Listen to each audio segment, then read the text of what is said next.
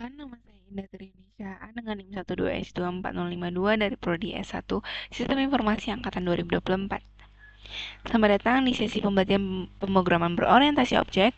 Pada sesi ini kita akan membahas topik yang sangat fundamental namun sering disalahpahami, yaitu class context versus object context. Memahami perbedaan ini adalah kunci untuk menulis desain OOP yang benar dan scalable. Mari kita mulai.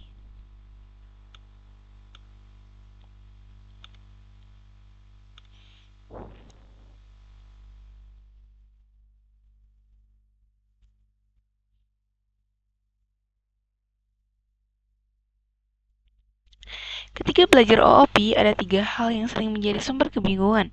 Pertama, membedakan peran kelas dan peran objek. Yang kedua, menentukan di mana sebuah metode harusnya berada. Yang ketiga, memahami kapan harus menggunakan static dan kapan tidak. Pertanyaan kritisnya adalah, mengapa sebuah objek boleh memanggil kelas level method, tetapi sebuah kelas tidak bisa memanggil instant method? Jawabannya ada pada satu konsep, konteks dan responsibility.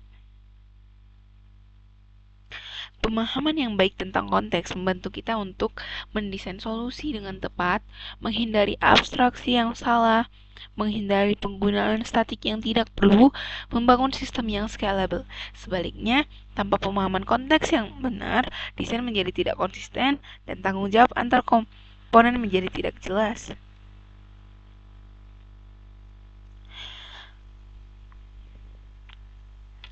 Sebuah instan atau objek memiliki 3 karakteristik utama. Yang pertama, atributnya sendiri. Setiap objek menyimpan nilainya masing-masing. Yang kedua, state-nya sendiri. Kondisi satu objek tidak memengaruhi objek lain. Dan yang terakhir, eksistensi yang independen. Objeknya berdiri sendiri secara mandiri. Perhatikan contoh berikut.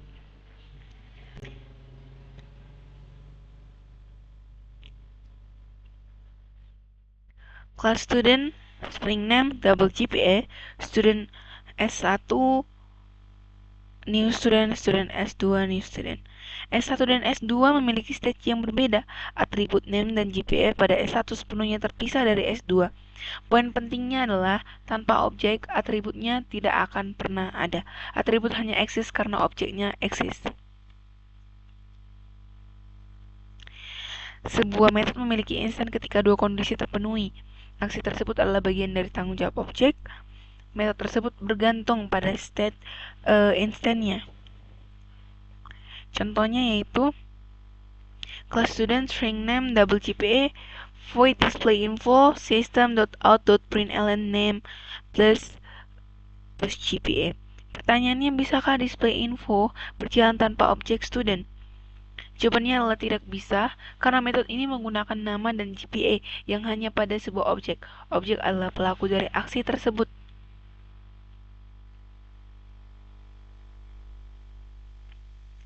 Ada situasi di mana sebuah nilai atau aksi tidak tergantung pada instan manapun.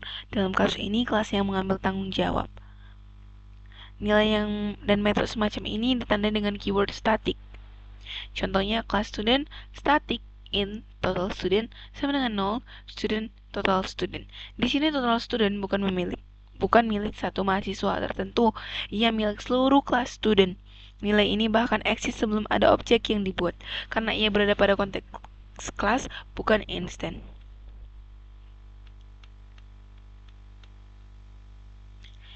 Misalkan setiap mahasiswa harus memiliki ID yang unik. Siapa yang bertanggung jawab untuk membuatnya? Jika setiap objek membuat ID-nya sendiri secara independen, ada risiko duplikasi. Solusi yang benar adalah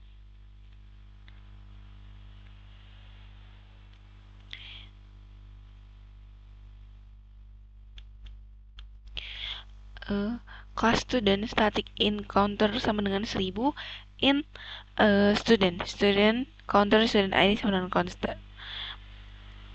Nah, untuk student ID adalah instant konteks. Setiap mahasiswa memiliki ID-nya sendiri. Counter adalah kelas konteks, mekanisme pembuatan ID dikelola oleh kelas, bukan oleh masing-masing objek. Inilah yang disebut alokasi konteks yang benar. Untuk menentukan apakah sesuatu termasuk intense konteks atau close konteks, ajukan pertanyaan berikut. Apakah nilai atau aksi ini bergantung pada data dari satu objek tertentu? Jika ya, gunakan instant context, non-static. Jika tidak, gunakan class context atau static. Penempatan konteks yang salah akan menghasilkan kode yang sulit dipelihara, coupling yang tidak perlu, dan penyalahgunaan statik. Sebaliknya, penempatan yang benar menghasilkan desain dengan tanggung jawab yang jelas dan arsitektur yang bersih. Demikian pembahasan kita mengenai class versus object. Poin utama yang perlu selalu diingat, OOP bukan sekedar tentang sinteks, OOP adalah tentang mendesain tanggung jawab yang tepat pada tempat yang tepat. Gunakan instant context ketika nilai atau aksi itu bergantung pada state sebuah objek. Gunakan class context ketika nilai atau aksi bersifat universal atau seluruh kelas. Terima kasih dan sampai jumpa di sesi berikutnya.